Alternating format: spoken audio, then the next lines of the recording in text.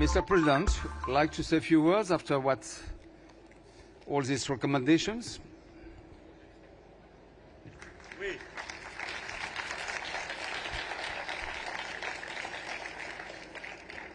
Merci beaucoup à toutes et tous d'être là. Je salue les chefs d'État et de gouvernement, Altesse Royale, l'ensemble des parlementaires, ministres, élus qui sont présents dans cette salle, et évidemment aussi les fondations et l'ensemble des investisseurs, les ONG, les académiques, les scientifiques. Enfin, toutes et tous, merci beaucoup. Je ne vais pas être long, je voulais essayer de synthétiser ce que j'ai compris pour qu'on agisse de manière à peu près utile collectivement et vous dire comment je vois la situation. En vrai, mon sentiment, c'est qu'on est à peu près au pire moment. Parce que j'ai compris que la science avait établi, et là je me réfère aux travaux de l'IPES, qu'on était à un nexus. Ils ont très bien travaillé ça dans leurs travaux, et ils disent au fond, on a une crise qui est 5 crises en même temps. Biodiversité, eau, alimentation, santé, changement climatique. Et ces 5 crises se nourrissent, elles créent de la complexité entre elles, et on ne peut pas régler l'une sans les autres. Notre sujet des océans est au milieu de ces 5 crises. Donc on est dans le nexus. Et après, l'IPES a fait vraiment un très bon travail avec 70 options de réponse. Enfin, je vais pas... Il y a beaucoup plus savants que moi, il y a des membres de l'IPES, mais donc moi j'ai compris, voilà, on est à un moment de grande complexité, de multicrises, et ces 5 crises se nourrissent. Et pas de chance, si on est à peu près lucide, on est à un moment où la science internationale, qui dépend quand même beaucoup des financements américains, retraite ses financements, où on a beaucoup de gens qui sont en train de remettre en cause le multilatéralisme et ses agences, où on a aujourd'hui une remise en cause aussi de la priorité dans le débat public donné au climat à tous ces sujets, y compris d'ailleurs en France, il faut être lucide. On dit c'est plus la priorité, passé, il n'y a rien à voir. On s'en occupera, on gérera crise après crise au fond. Énorme erreur. Et il y a, si je puis dire, du management disruption, parce qu'on est dans un monde où on a justement beaucoup de guerres, et en fait, le grand risque, c'est qu'on soit tous avalés par les symptômes de ces multicrises. Parce que tout ce que je suis en train d'évoquer, ça crée de la crise plurielle internationale. On a tous été arrêtés par une pandémie qui était, et c'était il y a très longtemps, on y était encore il y a 4 ans, qui était la conséquence de cette multicrise que j'évoquais. Le continent africain est plein de multicrises qui sont liées à des problèmes cumulés d'eau, de gestion d'environnement et autres. Et donc, alors même qu'on a de plus en plus de complexité et une urgence à gérer ce nexus, les 5 problèmes liés entre eux, on a un ordre international qui est en train de se disloquer, pas assez d'argent, pas assez de coopération, et au fond, trop de monde occupé à faire autre chose. Et rien que pour ça, ce que vous avez fait cette semaine dernière, ce qu'on est en train de faire est très important, parce qu'on se refocalise sur ce qui est clé. Et ce qui est clé, c'est de remettre du multilatéralisme, et de le faire avec le GIEC, l'IPES, avec les grandes agences, dont l'UNESCO, qui permet sur le plan scientifique de coordonner, et donc au fond de mettre autour de Nations Unies les agences scientifiques, les acteurs du multilatéralisme qui ont permis de bâtir à travers le temps cela, parce que c'est plus nécessaire que jamais, et c'est d'avoir une approche, comme on dit, multi-stakeholder.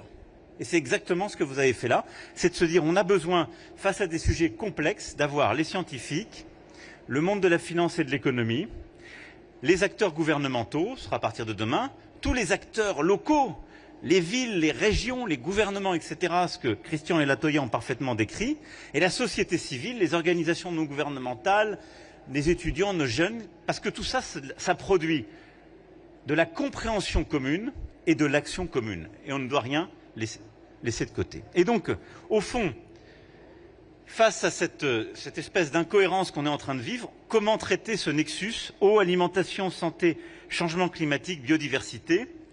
D'abord, en continuant de financer une science libre et ouverte. Et donc, je veux remercier le compte-rendu qui a été fait. Moi, j'ai essayé de suivre, de bien comprendre. Et je veux vous dire ici qu'on va continuer. On est arrivé par le bateau de l'Ifremer, Thalassa, et on était avec beaucoup de collègues. Et je veux vous dire qu'on va se mobiliser toute la communauté internationale pour continuer d'avoir une science libre, ouverte, indépendante, qui puisse justement nous permettre de continuer à comprendre. Et pour ça, moi j'ai noté quand même dans vos travaux, dans ceux de l'IPES et de plusieurs acteurs, les priorités. On a besoin de continuer à comprendre les grands fonds marins. Et donc merci de ceux qui sont prêts à nous aider pour le faire dans notre Polynésie chérie et dans tant d'autres territoires. On a besoin de continuer de consolider les données de recherche, les séries longues et l'indépendance de ces données. Et c'est le grand sujet vraiment qu'il nous faut tous traiter au moment où il y a des retraits de financement, la NOAA ou autre, c'est qu'on peut perdre des données qui ont été accumulées. Et donc là, on doit faire un gros travail au niveau... Donc la France, elle est prête à se mobiliser, à prendre le leadership, mais on a besoin de financement européen et du monde entier pour aller dans ce sens. Et avec ces données, on a évidemment besoin des infrastructures de recherche, qui sont en particulier les capacités d'observation spatiale, mais aussi les capacités nouvelles qu'on va créer pour analyser la colonne d'eau. Alors on a des initiatives formidables, Tara est là, on a Sea Orbiter, on a le PolarPod qu'on veut lancer, mais plus largement on va multiplier les capacités pour comprendre justement et analyser la colonne d'eau jusqu'au plus profond des fonds marins. Et c'est pourquoi la mission Neptune est si importante, et je parle sous le contrôle des sachants, mais c'est celle qui va être un peu, qui va nous permettre de consolider toutes ces initiatives. Et donc, Banco, nous on est prêts, on avance, je veux que la France prenne ses responsabilités. Mais il nous faut agréger toutes les bonnes volontés, publiques, privées, les financements européens internationaux, mais on ne doit rien lâcher. Rien lâcher. Donc, grands fonds marins, colonnes d'eau, données, capacité d'observation. Il y a aussi un point qui est très important, c'est le lien entre, justement, la compréhension des océans et la recherche biologique et génétique marine. Et là-dessus, il y a quand même un continent d'innovation sur lequel je veux qu'on continue à investir. Et puis on a aussi les méthodologies. Je ne veux pas oublier les sciences humaines et sociales, parce que si on veut réussir le changement, il faut comprendre le fonctionnement des sociétés, l'acceptation. Et donc on a besoin aussi d'agréger derrière ce programme scientifique des océans, eh bien, la capacité à avoir des méthodologies, à organiser le changement, à avoir justement cette méthodologie qu'ont très bien mise en place les chercheurs, éviter, réduire, compenser, qui suppose de convaincre les gens de bouger. On en reparlera, je pense, dans ces prochains jours. Quand on parle de nos pêcheurs, on veut dans certains endroits qu'ils n'aillent plus pêcher, par exemple dans les fonds marins, etc. Ça ne marche pas si on le fait dans des conférences comme ça tout seul. Il faut les concerter, les associer avec les scientifiques. Et puis il faut leur donner la capacité d'avoir d'autres débouchés.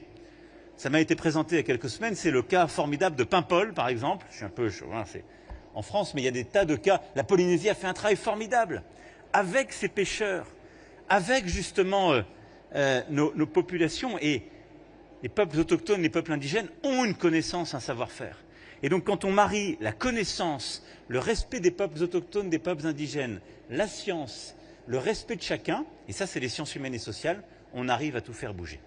Donc vous voyez, il y a ces priorités scientifiques, mission Neptune, et puis tout ce que je viens d'évoquer, qui est absolument clé, sur lequel on doit mettre du financement, mais ça doit être la base de notre action aujourd'hui comme demain. Pas de bonne action si elle ne repose pas sur la science. 2, vous avez parfaitement résumé les conclusions du Business and Economic Forum qui s'est tenu à Monaco. On a besoin de mobiliser tout le monde. Et donc là, je félicite à la fois le financement multilatéral, le financement privé qui s'est mis en place. On a des premiers fonds qui arrivent, des philanthropes. Franchement, merci de ce qui est fait. Plusieurs sont ici autour de la table. Vous faites un travail formidable. Vous êtes extrêmement vocaux et passionnés. Et ça inspire, je dirais, tout le monde. On doit continuer de consolider. Au fond, on a ce que les philanthropes ont fait en avance de phase. Ce que les fondations sont en train de consolider. Plusieurs sont dans cette salle. Elles sont méditerranéennes, elles sont américaines, elles sont asiatiques. Et puisque aujourd'hui, les agences de financement et les grands asset managers sont en train de commencer à faire. Et donc, il faut qu'on ait un suivi chaque année. Le prince Albert II, je le remercie, a accepté de faire un suivi. Et donc, il y aura une nouvelle conférence l'année prochaine qui fera suivi des annonces d'aujourd'hui. C'est fondamental. Et donc, on va pas lâcher ce qui a été lancé. Et derrière, je veux aussi qu'on bâtisse, à travers les projets pilotes qu'on a mis en place, justement ces crédits biodiversité et toute cette méthode nouvelle. Au fond, ce qu'on veut faire sur la biodiversité et les océans, c'est ce qu'on a historiquement fait sur le carbone. Mais il faut bien dire, sur le carbone, on a eu parfois une méthodologie qui s'est un peu relâchée. Et donc là, il y a un travail formidable qui a été fait par Madame Goulard et Dame Amélia Fossette, à la demande du roi Charles et de votre serviteur, qui est d'avoir ces crédits biodiversité. Et on a mis des projets pilotes en Polynésie, au Kenya, Philippines, etc. Andrew en a financé d'ailleurs plusieurs, et qui permettent d'attirer justement les financements privés et de les valoriser. Et de permettre d'inciter des grands financeurs, et ce faisant, dans la dynamique internationale qu'on veut avoir, qu'est-ce qu'on veut faire? On veut inciter ceux qui ont des activités qui ne sont pas bonnes pour le carbone et la biodiversité à financer ces activités qui sont bonnes. S'il y a une bonne méthodologie, on va accélérer la transition. On ne passera pas du jour au lendemain à un monde qui pollue et qui est mauvais pour la biodiversité, à un monde qui est bon et qui la protège et qui la restaure. Par contre, si on a les bons systèmes de mesure et d'incitation, on y arrivera. Ça, c'est sur le pilier économie-finance, il est fondamental et je remercie tous ces acteurs. 3, vous l'avez très bien montré, Christian et Latoya, on a besoin de mobiliser l'action locale. Vous êtes le dernier kilomètre, le dernier mètre. Et vous êtes exactement les acteurs qui organisent, pour moi, les 4 points du carré magique, qui est le éviter, réduire, compenser et adapter, malheureusement. Parce que beaucoup de ces territoires ont déjà à vivre avec les conséquences de la montée des eaux, du réchauffement, les conséquences de l'acidification des eaux et donc de la perte de leurs récifs coralliens, de la du retrait de l'érosion du trait de côte, de la fragilisation des habitats. Et donc c'est au niveau le plus local qu'on arrive à éviter les émissions, les mauvaises pratiques qui bousculent la biodiversité, qu'on arrive à convaincre et à changer les pratiques pour les réduire quand on n'arrive pas à éviter tout de suite, que quand on n'arrive pas à les réduire assez, on peut avoir les bonnes stratégies pour les compenser, et donc restaurer, compenser, et puis malheureusement aussi qu'on mette en place les dynamiques pour adapter. Ce carré magique, il se construit par l'action locale. Et donc les gouvernements vont s'engager demain, mais je voulais dire l'importance de ces acteurs. Et puis enfin, il y a tout le travail des organisations non gouvernementales, des jeunes, de la prise de conscience, des actions citoyennes. Vous le rappeliez tout à l'heure, Madame la députée, et merci de la mobilisation qui a été conduite, qui est la stratégie du colibri adaptée à nos océans. Rien ne doit être laissé à part. Et chaque petite action, c'est une transformation des consciences et ça permet de retrouver ces équilibres.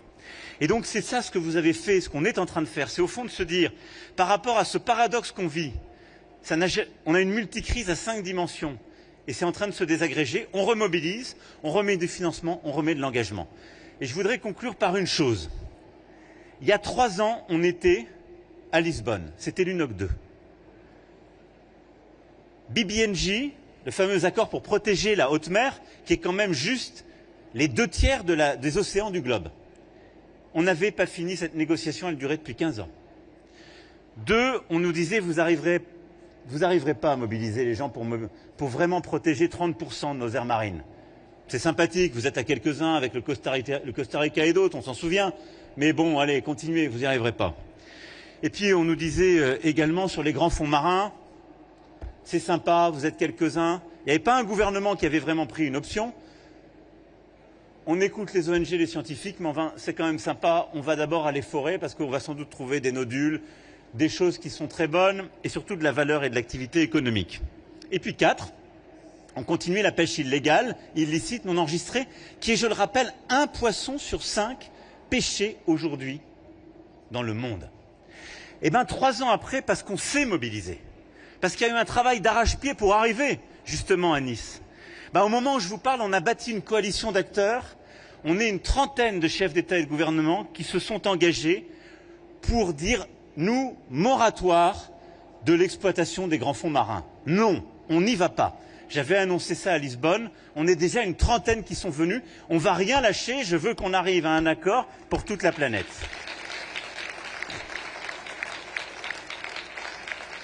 Parce que c'est complètement fou d'aller exploiter, d'aller forer un endroit qu'on ne connaît pas. C'est de la folie furieuse. Pourquoi? Juste, moi je ne suis pas un grand scientifique, mais j'ai compris parce qu'ils m'ont expliqué. Parce que dans ces endroits qu'on ne connaît pas, il y a des puits de carbone irrécupérables. Parce que dans ces endroits qu'on ne connaît pas, il y a une biodiversité qu'on ne mesure pas encore. Et donc on va aller détruire de la biodiversité même pas encore enregistrée. Parce qu'on va aller libérer du carbone alors même qu'on ne les réduit pas assez. C'est une folie furieuse. Et donc on recule de 3 cases à chaque fois qu'on fait ça. Donc le cœur de la bataille, c'est mission d'exploration, Neptune, mobiliser les financements et moratoire sur l'exploitation. Mais ça, on a déjà fait une avance formidable. On a une trentaine de gens dans le club, on continue.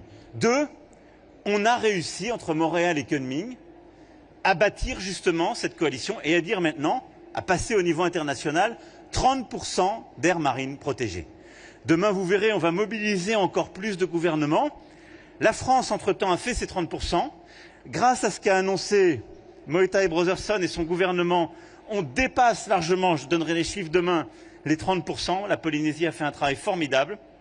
Mais surtout, décision d'il y a 2 jours, et surtout, on va aller plus loin dans la très forte protection et on va ainsi pouvoir protéger complètement, en particulier sur des activités qui sont, on le sait, les plus prédatrices pour la biodiversité, pour la stabilisation des fonds marins. On va avoir de la protection forte, et je vous donnerai les chiffres demain, mais on a augmenté. Et là, demain et après-demain, on va encore mobiliser davantage de gouvernements. Et dans les semaines qui viennent, parce que j'ai encore quelques collègues qui m'ont demandé du temps de concertation, on va continuer. Maintenant, c'est inarrêtable. On va y arriver aux 30%. Et on ne lâchera rien. Et on les mesure, et c'est scientifiquement observé. Et on fait travailler ensemble les scientifiques, les pêcheurs, les peuples autochtones et indigènes, dans le respect. 3, là où c'était bloqué depuis 15 ans, on a signé il y a quelques mois BBNJ. Formidable. Et je vous annoncerai les choses, mais on va, avant la fin de l'année, réussir à ce que ça rentre en vigueur. Et ça, c'est une mobilisation. C'est une mobilisation de nous tous et toutes. Et enfin, c'était l'appel, le travail qui a été fait par la FAO, par l'Organisation mondiale du commerce, nous l'avons signé, nous l'avons ratifié, et on est en train d'engager de plus en plus de gouvernements pour justement avoir la transparence, lutter contre la pêche illicite, non enregistrée, non surveillée, avoir la transparence pour protéger nos espaces, nos pêches et nos espèces. Tout ça, c'est pour vous dire, en 3 ans, tout le chemin qui a été fait. Et donc, alors même que c'est très difficile, alors même qu'on a plein de gens qui nous disent que ce n'est plus la priorité, le travail collectif qu'on a fait pour mobiliser tous les acteurs nous a permis d'avoir des résultats. Et c'est grâce à vous toutes et tous. Et je sais le boulot que vous faites, vous ne lâchez rien. Je suis avec vous, on ne lâche rien. Et donc cette conférence, elle arrive après des années de mobilisation, sans mauvais jeu de mots, un peu à contre-courant, mais ce qui paraissait impossible il y a 3 ans, on l'a fait durant ces 3 ans. Et donc cette 3e conférence va nous permettre de franchir encore des étapes avec la science et sur la base de la science, mais avec les gouvernements, les acteurs locaux, la société civile, le monde privé, les fondations et toutes celles et ceux qui sont prêts à s'engager pour nos océans. Merci à toutes et tous, vive nos océans et bravo pour le travail fait. Un petit cadeau pour vous, Monsieur le Président. Un petit cadeau pour vous. Vous vouliez que Mercator, le jumeau digital, devienne une organisation intergouvernementale. Elle va le devenir et je voudrais juste que se lève Pierre Bahurel. On visitera leur pavillon mardi quand vous reviendrez à la Baleine. Et Pierre Bahurel qui a créé Mercator, un formidable projet. Et je voudrais saluer aussi la présence du commissaire Cadiz, Monsieur le Président, le commissaire des pêches et de la mer. Et demain, nous aurons l'occasion d'en parler, puisque grâce à vous, l'Union européenne, ce pavillon est présenté. Le président ira les voir mardi. Et puis demain, présentation du pacte européen. Et maintenant, tous à la cryosphère pour se rafraîchir, Bravo, hein. parce qu'il fait chaud. Bravo à Mercator. Ouais. Super truc.